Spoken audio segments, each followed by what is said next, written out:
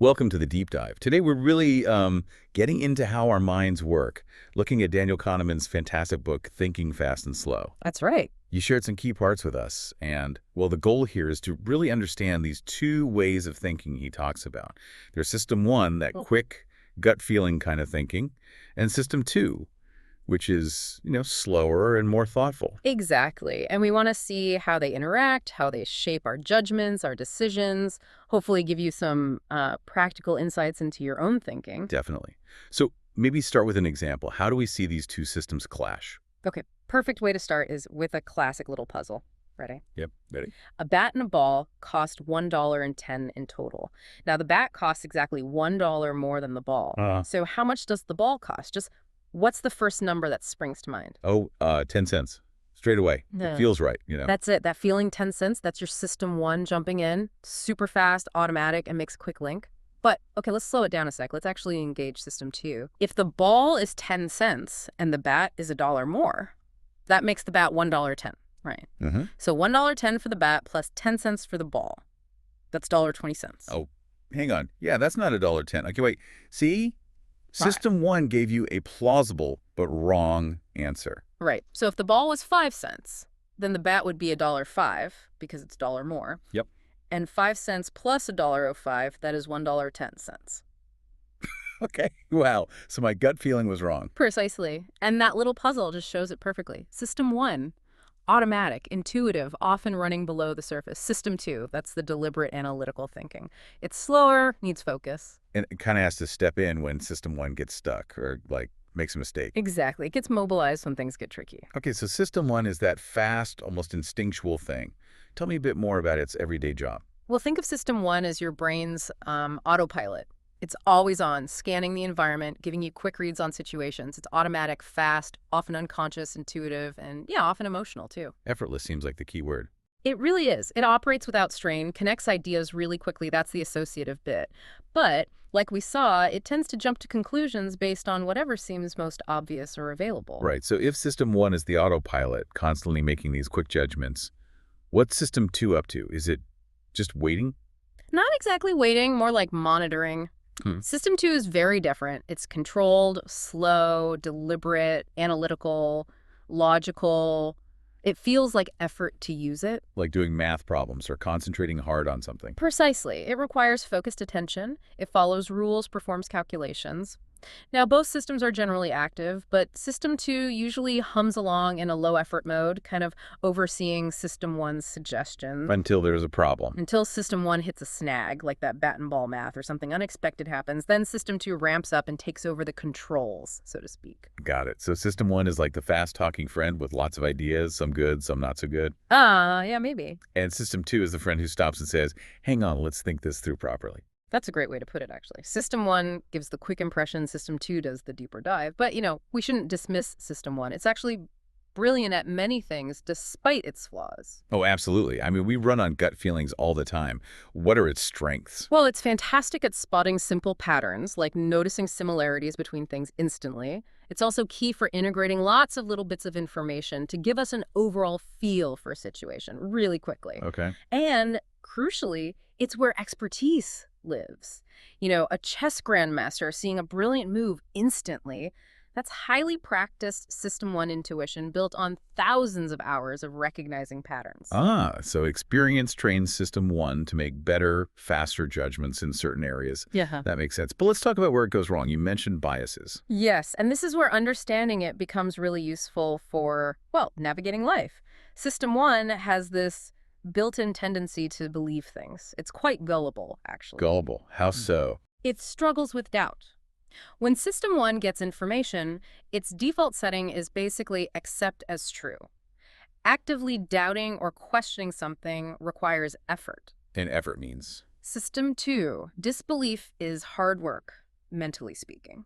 So our default is often just to accept what we see or hear, at least initially. Pretty much, yeah. And this connects directly to confirmation bias. Because System 1 accepts things easily, it also tends to look for evidence that confirms what it already thinks is true. Right. And it ignores stuff that contradicts or it. just doesn't give it much weight. You see this everywhere, like seeking out news sources that just echo your own views. System 1 finds that comfortable. That definitely rings true. What about other ways it trips us up? Another big one is what Kahneman calls exaggerated emotional coherence. You probably know it as the halo effect. To the halo effect, like when you think someone who's good-looking must also be smart and kind. Exactly like that. Our initial positive feeling, maybe about their looks or their confidence, spills over and colors our judgment of their other unrelated traits. If you like the presenter, you might assume the presentation content is better than it actually is. Or the other way around, a negative first impression taints everything else. Precisely. A negative halo. It happens when evaluating job candidates, too. A firm handshake and confidence might make you overlook weaknesses in their actual qualifications. System 1 creates a simple, coherent story. This person is good or this person is bad. Okay, so system 1, fast, intuitive, efficient sometimes, but prone to belief, confirmation bias, and these halo effects. Let's shift back to system 2. You said it's effortful. What does that actually mean for our brains? Well, that feeling of mental strain is quite real. System 2 demands attention, and it seems like we only have a limited budget of attention to spend. Like mental energy. Exactly. And fascinatingly, this effort has measurable physical signs. Like your pupils actually dilate, get bigger when you're tackling a tough mental task. No way. So you can literally see someone thinking hard. Yeah. In a sense, yes. It reflects the cognitive load. And this leads to the idea of cognitive overload. Which is when system 2 just gets overwhelmed. Right. When the demands placed on it exceed its capacity. And when that happens, guess what takes over? System 1, with all its biases. You got it. When we're mentally overloaded, tired, or distracted, our ability to exert that careful system 2 control weakens, and we become much more likely to rely on those quick, easy, and potentially flawed system 1 judgments. The Stroop task is a classic example of this effort. Oh yeah, the Stroop task, where the word blue is printed in, like red ink. Exactly. And you have to say the ink color, not read the word. It's surprisingly hard. It is, because your automatic system 1 response screams BLUE. Reading the word is effortless. Your system 2 has to actively fight that impulse and focus on the ink color red. That conflict, that effort, that system 2 working hard. It really shows the tension between the two systems. What about ego depletion? You mentioned that too. Right. Ego depletion is the idea that self-control or mental effort draws on a limited resource, kind of like a muscle getting tired. So if I resist eating a cookie, The theory suggests that resisting that temptation might make it harder for you, shortly afterwards, to focus on a difficult puzzle or persist in a frustrating task. You've used up some of that limited willpower or mental energy. that really fits with that feeling of being mentally wiped out after a long day, where even deciding what to have for dinner feels like a huge effort. It does, doesn't it? And this limited resource idea connects to another key point Kahneman makes about System 2. He calls it the lazy controller. Lazy. That sounds a bit harsh for the careful analytical system. Well, maybe efficient is kinder, but lazy captures a key tendency. While System 2 can do the hard work, it often doesn't. It tends to just accept System 1's suggestions without much checking, especially if they seem plausible enough. Ah, like with the bat and ball again. 10 cents sounded plausible. Exactly. System 1 threw out 10 cents, it felt about right, and the lazy System 2 just sort of nodded along instead of doing the actual calculation. It requires effort to check, and our brains often follow the path of least resistance. The law of least effort. So we often default to the easy answer even when we could figure out the right one. Often, yes. Our brains are wired to conserve energy. If System 1 provides a quick, seemingly okay answer, System 2 is frequently happy to endorse it and move on. It's efficient most of the time, but it's also the source of many systematic thinking errors. Okay, this interaction is fascinating. System 1 making suggestions, System 2 sometimes checking, sometimes not. How does System 1 actually generate these initial ideas and feelings so quickly? It works through what's called associative activation. Think of your mind, especially System 1, as this huge network where ideas, memories, emotions are all linked together like a giant web. Okay. When one idea or node in the network gets activated, maybe by something you see or hear or think about activation, spreads automatically to other related nodes. Like ripples in a pond? Good analogy, yes. So if I say beach, your mind might instantly activate related concepts like sand, ocean, sun, vacation, maybe even specific memories or feelings associated with beaches. It happens incredibly fast and coherently. I see. And this spreading activation, this is related to priming. Directly, priming is this associative activation in action. Exposing you to one idea, the prime, makes related ideas more accessible in your mind for a short time, influencing your subsequent thoughts, feelings, even actions, often without you realizing it. Like that Florida effect study you mentioned. Exactly. People primed with words related to old age subconsciously started walking slower. The concept of old activated related concepts like slow, which then influence behavior. It's subtle but powerful. Wow. So much is happening under the hood, so to speak. What about cognitive ease and strain? How do they fit in? Think of ease and strain as signals from System 1 about how fluently things are processing. Cognitive ease is that smooth, comfortable feeling when information feels familiar, simple, clear, maybe even true or good. What causes that feeling of ease? Several things. Repeated experience makes something feel familiar and easy. A clear font or simple language helps. Being in a good mood promotes ease. And crucially, being primed with related ideas makes new information feel easier to process. And the consequence of feeling this ease. We tend to feel more positive about things that feel easy.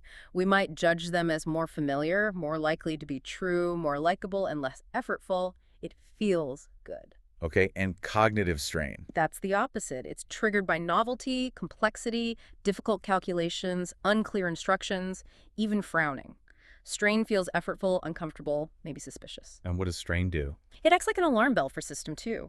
Cognitive strain tends to mobilize System 2, making us more vigilant, analytical, suspicious, and less likely to rely on intuition.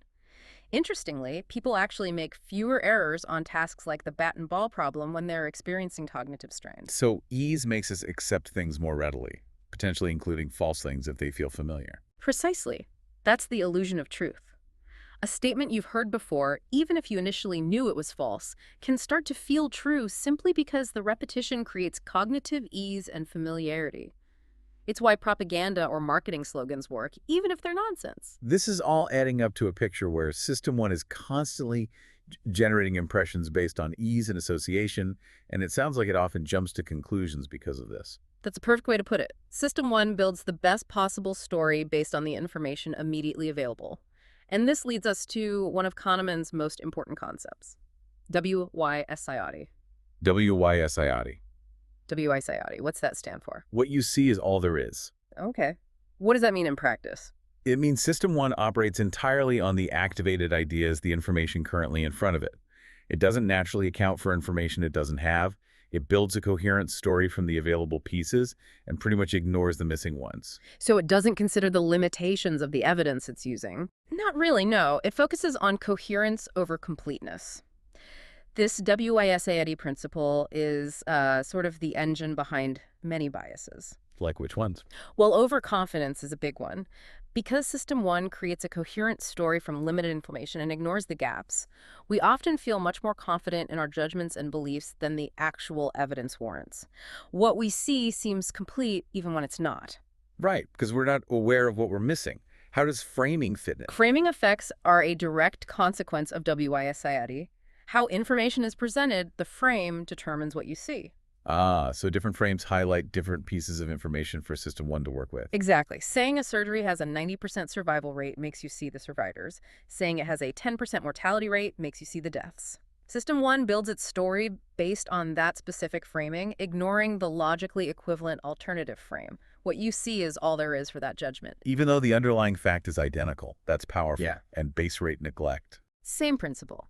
Base rates are general statistics, background information. They're often abstract, not very vivid.